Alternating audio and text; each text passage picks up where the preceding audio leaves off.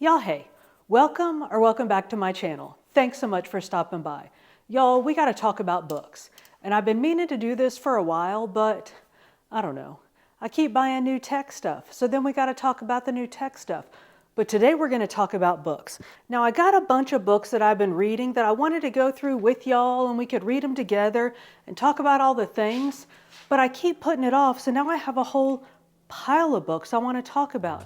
So I tell you what, y'all go ahead and like this video, subscribe to the channel if you haven't already, and hit that notification bell so you can keep up with the shenanigans. I'll get us posted up somewhere. Well, first I'll handle these furry felons. Do you see these two? Look at them little crazies. There's one crazy, there's the other crazy. I'll deal with their craziness. And I'll get us posted up somewhere, but I tell you one thing. It is not going to be outside in the swingy chair because look what's brewing out there. We ain't going to have nothing to do with none of that. So hang on. Y'all know I can't move and talk at the same time. So let me get the felons settled. Let me find us somewhere to sit, preferably somewhere with some light, but it's not going to be a whole lot of light. So let me do that, and then we will talk about books. All right, so y'all get a drink, get settled, sit tight, and I'll be right back. All right, y'all, I've rounded up the felons. They're settled. I'm settled. I got books. I got water. We're good to go. So let's talk about some books. I just kind of want to go over the books I've been reading because like I said, I had all these like grand plans of reading things with y'all and going through the books, and we talk about it while I was reading, and then the whole thing fell apart because I kept getting new tech stuff that I wanted to talk about. So today, now, starting this very second, we're going to talk about some books. And y'all, so I think all of these books we hauled. At some point or another, we have hauled these books. Wild Love, did we haul this book or did I just say I was getting it? Now I'm already questioning myself, but oh my great goodness, did I love this book. So this camera angle, I'm sorry, this camera angle is not fantastic, but I have a felon here, I have a felon there.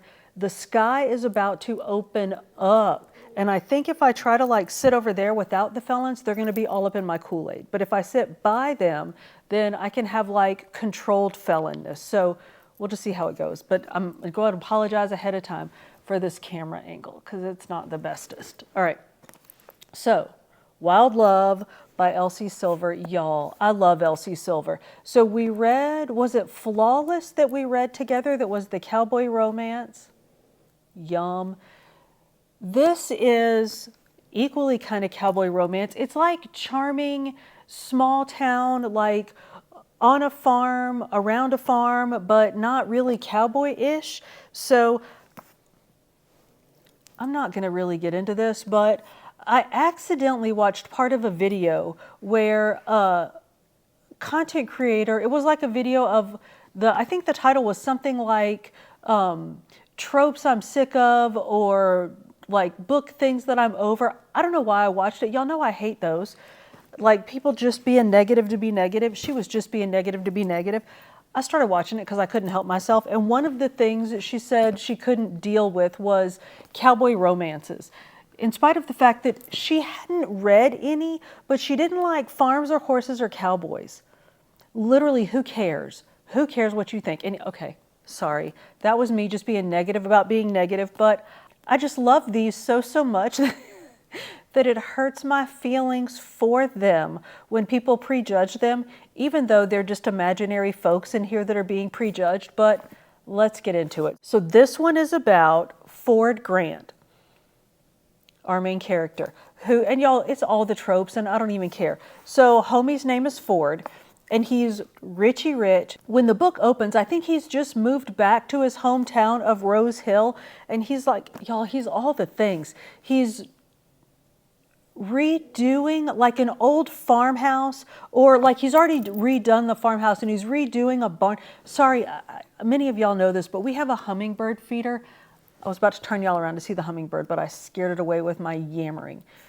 There's a hummingbird feeder right outside the window, and there was a hummingbird eating there. Anyway, so Ford Grant has come back to Rose Hill to escape all the things, which we'll talk about in a minute, but he's he has like redone the farmhouse and he's redoing this old barn to be his recording he's not an artist, but like a recording studio where he's going to have artists come and make music.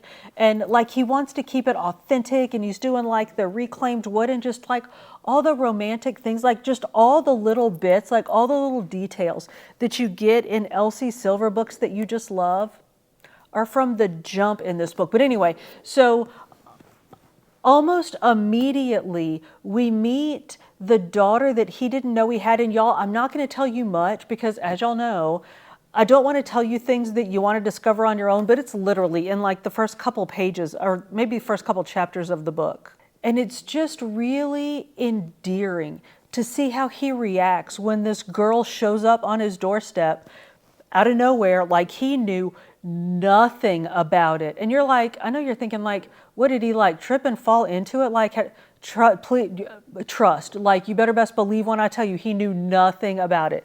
But so that's like a big part of the storyline. And then this is a best friend's sister romance. So that storyline. And the best friend, of course, is a hottie too. His name is Weston, I think. West, whatever. Anyway, so he's a hottie too, and the sister shows up and she is an absolute hot mess, but she's sweet and she's endearing, and the things that, like the hot mess things about her aren't her fault. So we go through watching her deal with things. It's just really cool and it's really good, and it's fun to watch the characters develop. And Elsie Silver doesn't just like throw a bunch of junk at you all at once. She sort of gives you dribs and drabs about her characters and lets you sort of organically develop an interest in them and caring for them, so that as things start to happen to them and between them, you really care. And that absolutely happens in Wild Love. And y'all, I'm not even gonna, well, we could pretend to be surprised when I tell you that I cried like a baby, but I 100% cried like a baby in this book. It's really, really good, and I absolutely loved it. So read this, and then I read Funny Story. Y'all are way too close to me, and I'm sorry. Funny Story by Emily Henry. So this is this year's Emily Henry. It just came out. I got it, I pre-ordered it, got it as soon as it came out. So this is about Daphne. Well, it's about a bunch of things, but let's try this. There we go. Daphne and Miles are our main characters, and they live in Michigan. And Daphne moved to Michigan to be with her now former fiance, which this happens very, very early in the book, that Peter, the now former fiance, goes out on his bachelor party, like for his bachelor party weekend or whatever, and things sort of transpire and he ends up coming back and dumping her. So she gets broken up with like that close to her wedding. And she's, like I said, she has moved to Michigan to be with this dude. So, and like has built, like they've been there for a while. So she's built her whole life around him and being with him. So unfortunately, she's done that thing that many people do where like she's given up her whole life, her friends, her family, not her family, but I tried to turn y'all to see the hummingbird, but now my camera's all wonky and I scared the hummingbird away. So she's like sort of unsettled her life, moved to Michigan to be with him. He dumped her and now she's there like, now what do I do? So that's kind of what this one's about. She meets Miles. They become friends. They become roommates. And their stories become very intermeshed. And y'all, it is a typical Emily Henry story. It has fantastic, I cannot, I might have to move to the floor and just deal with the felons when they lose their minds. But it has fantastic banter, fantastic characters. I don't want to tell you much because the way that the story develops, like watching the story develop is part of the whole thing. So I don't want to give away too much, but I can tell you this. And y'all, this is going to sound so cheesy and so tropey, and I'm going to apologize ahead of time, but it is absolutely true. So it's truly about how really both characters, I can't believe I'm saying this, but find themselves and work through trauma. It's all the tropes, y'all. I'm using all the tropes. And it's not tropey, like it's not cheesy or poorly done because it's Emily Henry. If you've read any Emily Henry, you know that it's well done. But really, Daphne is working through a lot of things and Miles helps her work through them. And she kind of figures out who she is and gets settled, like grows into herself as she does those things. And it's just really fun to watch. And of course, it's a great book. It's fun, like it's laugh out loud funny and it's sad. And you watch her relive traumas. There are probably, like I wasn't triggered. I mean, y'all know me. We're going to talk about Butcher and Blackbird a bit. And when we get to that, you're going to be like, does anything trigger you? There was an ice cream scene in Butcher and Blackbird that had me gagging. But I don't know if I would call that triggered. But anyway, there are things that Daphne has been through and that she sort of works through in front of us or like, I don't know, with us as her readers that are so like real and visceral. Like you can actually feel her feelings as you're going through them with her. And it's so well done. Like every Emily Henry book that I read, like as I read her new books as they come out, I'm always like, oh, this is the best one. Y'all, if you loved Happy Place and like swore up and down it was her best one, go on and scooch it over because Funny Story is her best one. It is so, so good. So, and this conversation about Funny Story is probably really choppy and badly edited because I'm probably going to end up cutting out a bunch of what I just said because I'm going to be like, that's spoilering. So if it seems like I have no idea what I'm saying, that's why, and I apologize, but this is a really good book. Y'all read it. That's all I got to say about that. Now, I finally did it. I read Caraval. Yes, I did look to make sure I was saying the name right. And I'm probably going to stop saying the name now because I'm going to say it wrong. And if you know, you know. And if you don't, I'm not telling the story because I'm not putting the wrong name back in my head. So, Caraval is it's a young adult fantasy book about a pair of sisters named Scarlett and Tella. They live on an island that they've never left. And I think like they're not allowed to leave. Travel isn't allowed unless they have like a certain pass or something. And Caraval is one way that they can get to leave the island if they get a ticket to Caraval. And every year, I think Scarlett writes a letter to the master of Caraval asking to get a ticket. And finally she gets granted tickets to Caraval. So she goes and takes her sister, and every bit of it, like, this is one of those, like literally every book I talk about, I'm like, I don't want to say too much because I don't want to give spoilers.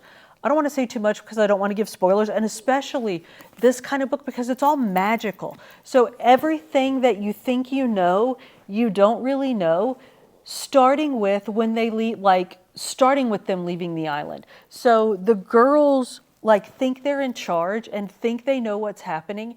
And it's all this, like, I don't even know how to describe it, like fantastical mystery. So Scarlett gets the invitation and Tella arranges for them to get there with this like mysterious sailor or something. And almost the instant they get there, Tella disappears. She's kidnapped. So Scarlett spends the entire time trying to follow these clues and figure out where her sister is and what's happened to her. And she keeps being reminded that Caraval is all a game. Like everything that she experiences is a game.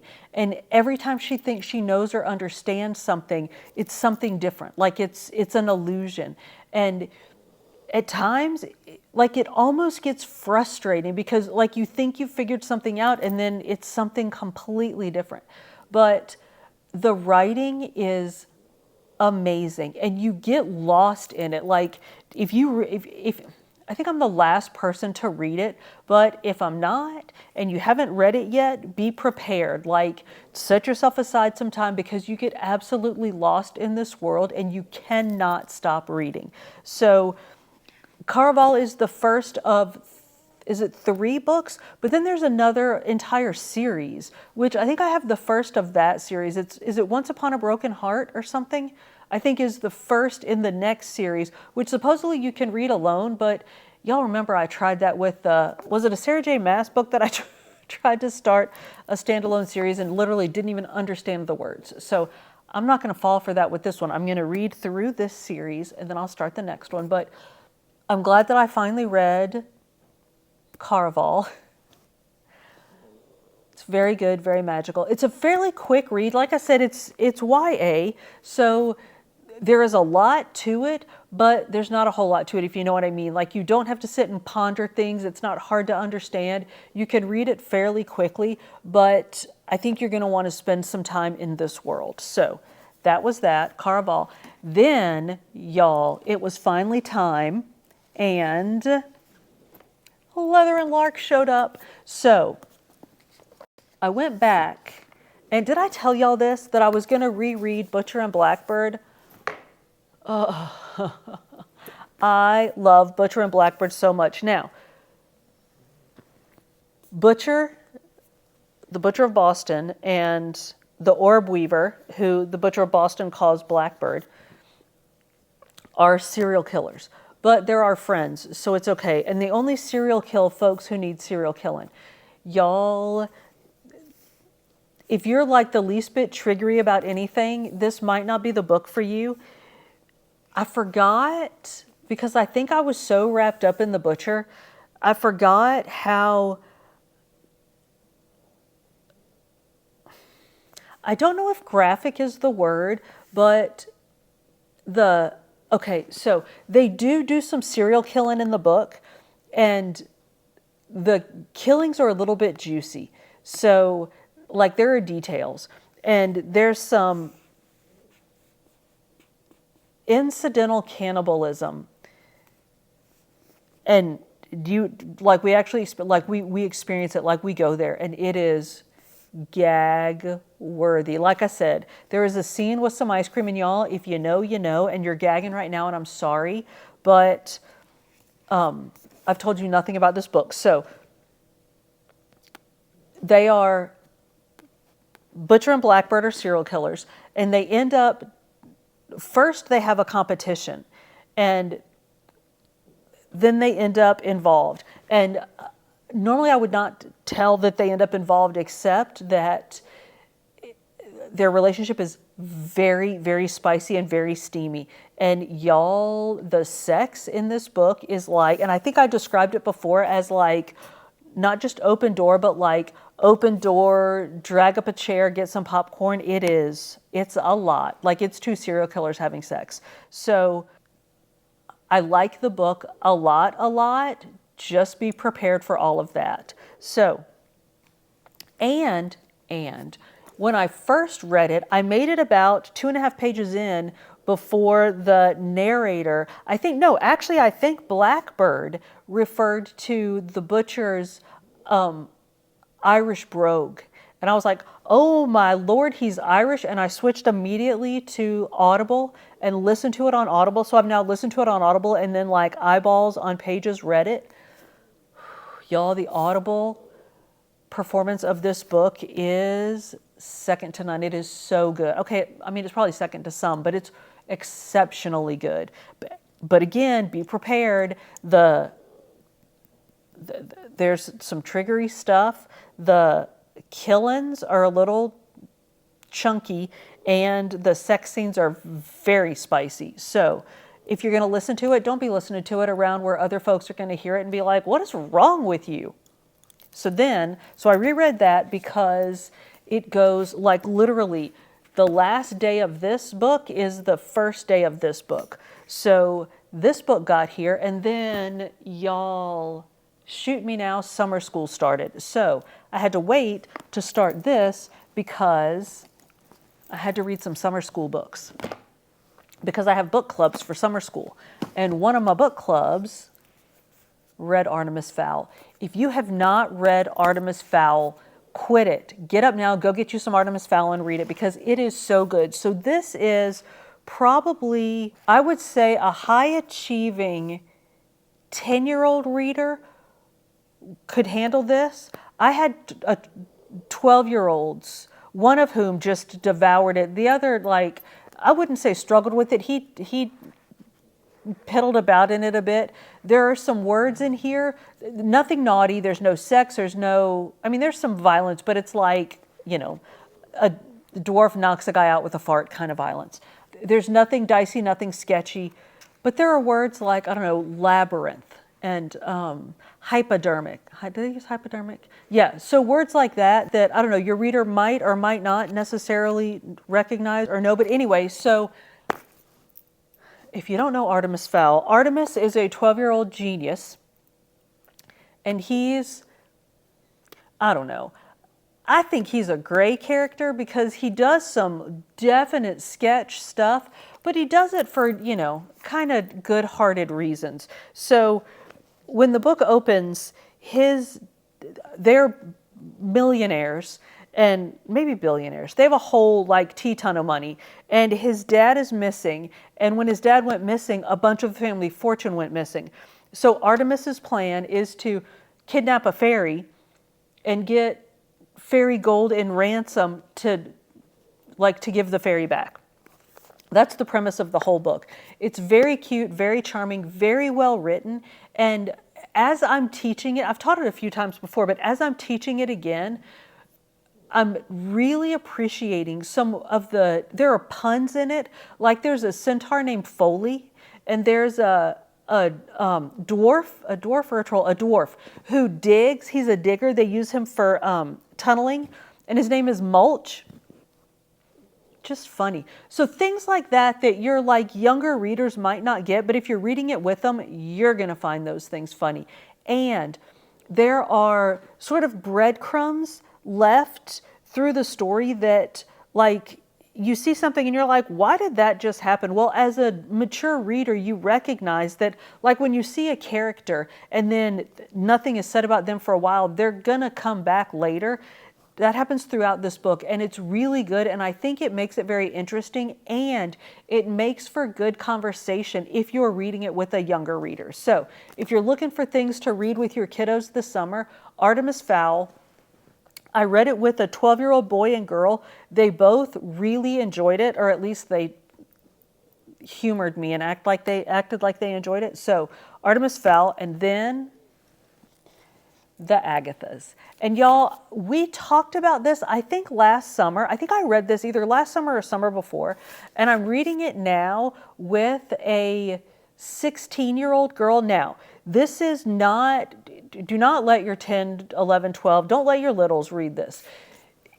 It's not spicy. Like there's no, you know, there's no sex. There's reference to some sex. And there are a couple of, like there's an F-bomb that I remember. There are a few like naughty words, but it's the way that teenagers, like that age group, it's just how they act and how they live. But it's about, the main characters are these two girls. One of them is I'm going to put that down because I just can't find somewhere in my frame to hold a book. One of them is very popular. One of them is nerdy and smart. And they work together to try to figure out a murder that's happened in their high school. And there's just a lot of like real life stuff. We talked about books that I read last year with it's not my teenager, but the teenager that I do book clubs with, and books that we read that deal with things and topics like that are going on in their lives and in their schools and stuff. And this is a lot of that. Like they're like constantly texting, and like that's how they communicate with each other, and they're backstabbing. And the main girl, Alice, goes away on a trip with her mom and comes back and her best friend's dating her boyfriend. Those kind of things, which you're like, ew, nasty. I don't want to talk to my kid about that.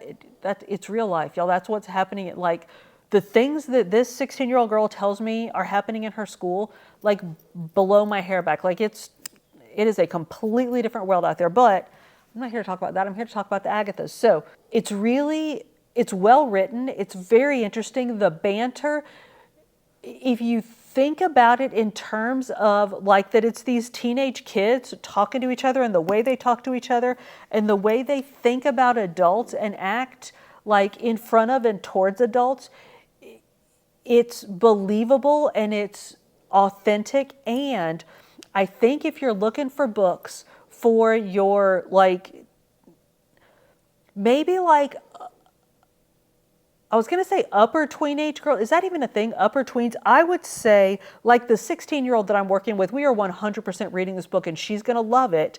But we are going to read it together and we're going to talk about the things in it. I would say, not to tell y'all how to raise your kids, but like maybe 14 or 15 and older, I think would really enjoy this book. I wouldn't, like last year I thought about having this same student read this book and I was like, maybe not quite yet. But now I'm like, heck yeah, we're going to read this together. So you deal with lots of things. Again, there is no actual sex in the book, but like it talks about a teacher having had affairs with other teachers and they're all grown-ups. Like it's not like a teacher hooking up with kids or anything, and there's no inappropriate age.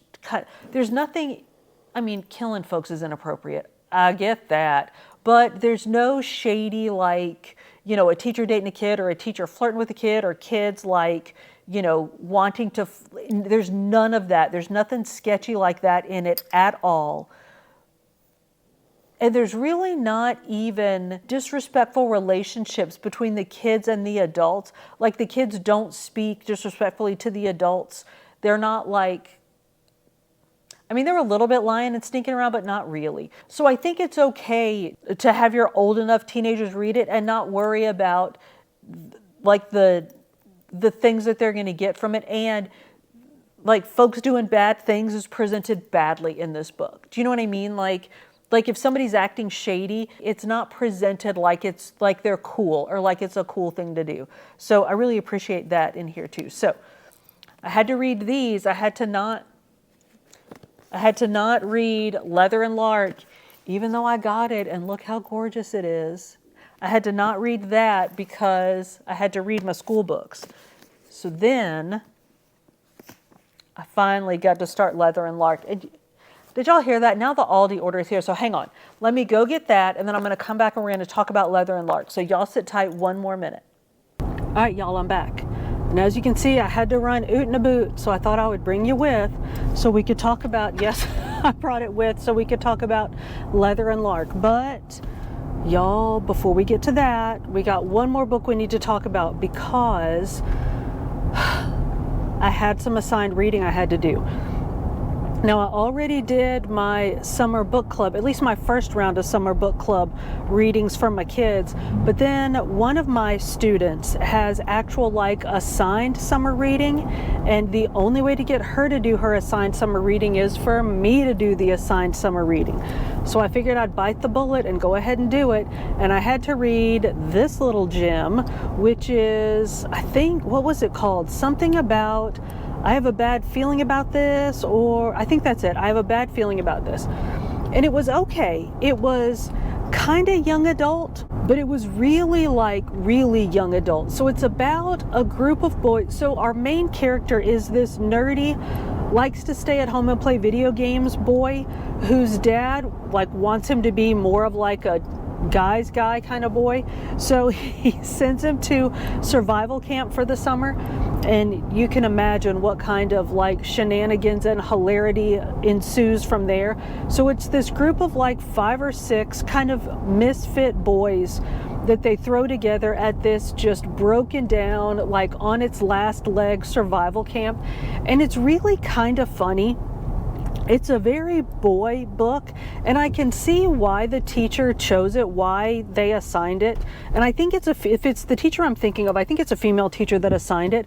But and I was talking to my student is female, it's my 16-year-old girl, and they asked what I thought of the book, and I was like, well, like I gave them my teacher answer, then I gave them my real answer, which was that it wasn't a book that I would have chosen for us to read, but that I can see why the teacher chose it, because it's easier to get girls to read like sort of masculine like boys books than it is to get boys to read girl books. And it's okay, it's funny, it's witty, the conversations are believable. It's absolutely 100% G-rated. Like there's nothing naughty in it.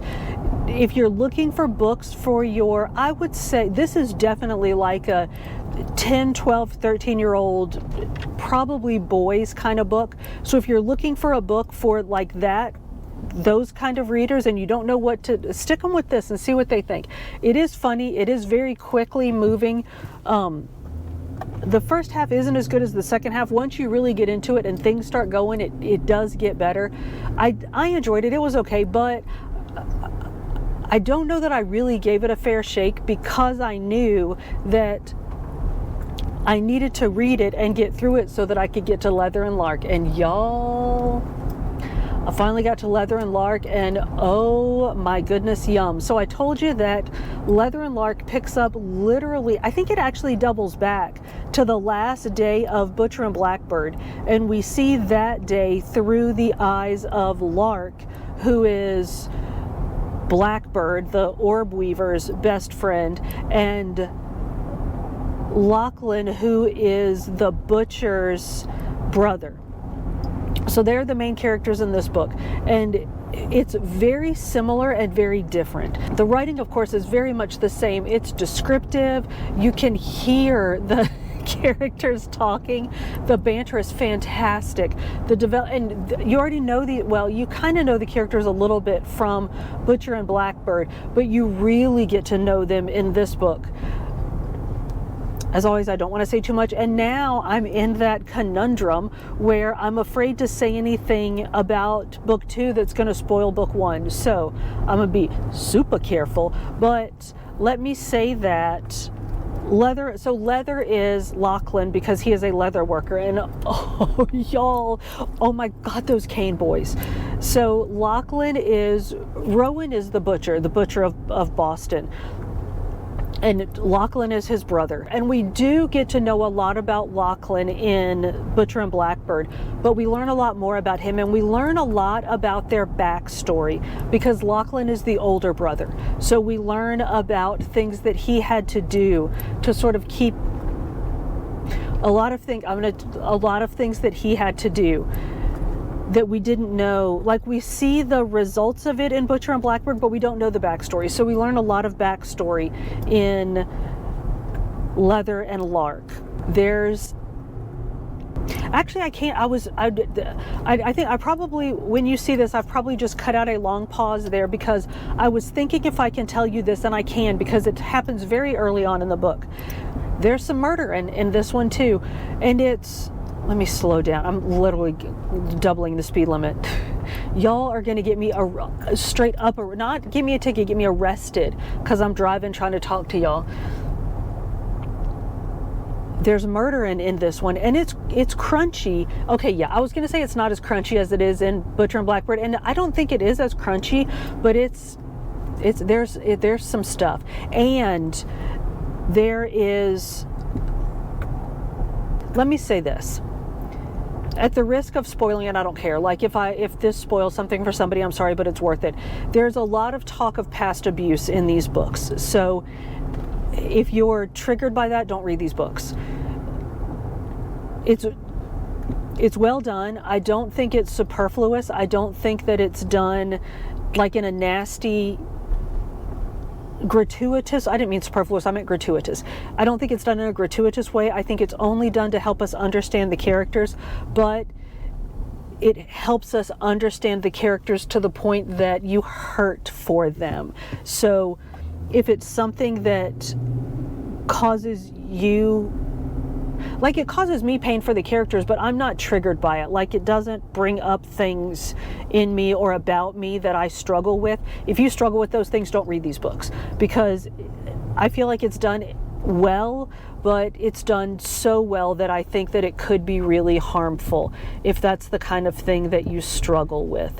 So, what the hell am I trying? I'm struggling with parking right now, trying to have this conversation. So, somebody just saw that. Brilliant move. I'm about to back into a parking place in front of this person who just saw me do that brilliant move. So hang on, I'll be right back.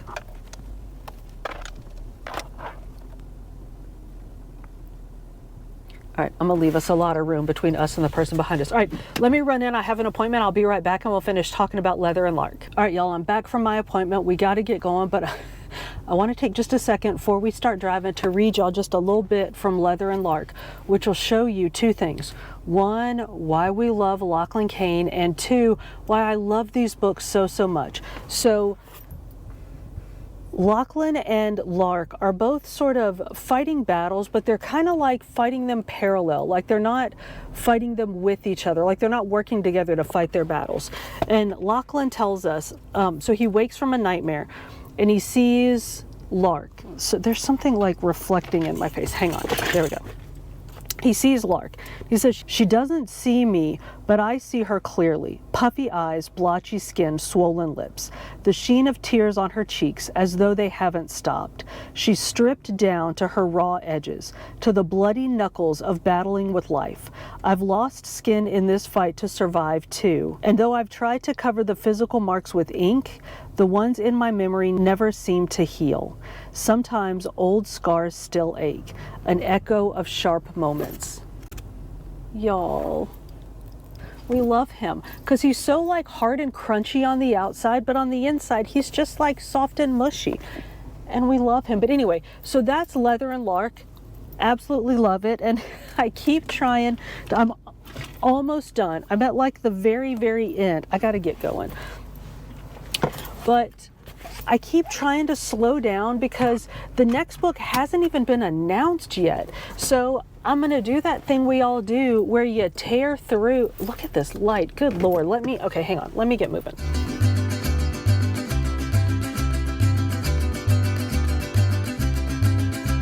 All right, that's better. I'm going to do that thing we all do where you're reading a series that you love and you get the next book and you absolutely tear through it and then it's over and you're like, when does the next book come out? Oh, in 2 years, fabulous. So I keep trying to slow down. You know what? I'm going to stop at this little free public library and just see what they have. Not that I need another book, but we'll just see.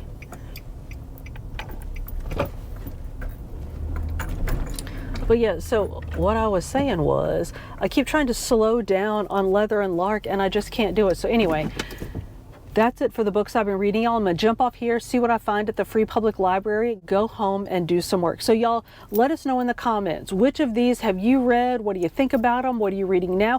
Oh, who knows anything about the new Allie Hazelwood, Not in Love, or Anything But Love, whatever it's called? I just ordered it. It should be here in a couple of days. I am so stoked to get into that one. But y'all, let us know in the comments, do you have it? Are you reading it? Do you know anything about it? I was gonna say, do you even care? I know you care. But anyway, let us know in the comments what you're reading. Y'all, thank you so much for hanging out with me. If you made it this far, we are most definitely friends. So go ahead and like this video, subscribe to the channel if you haven't already, and hit that notification bell so you can keep up with the shenanigans. I upload food and fitness videos at the beginning of every week with some book videos sprinkled in between. See you on the next one.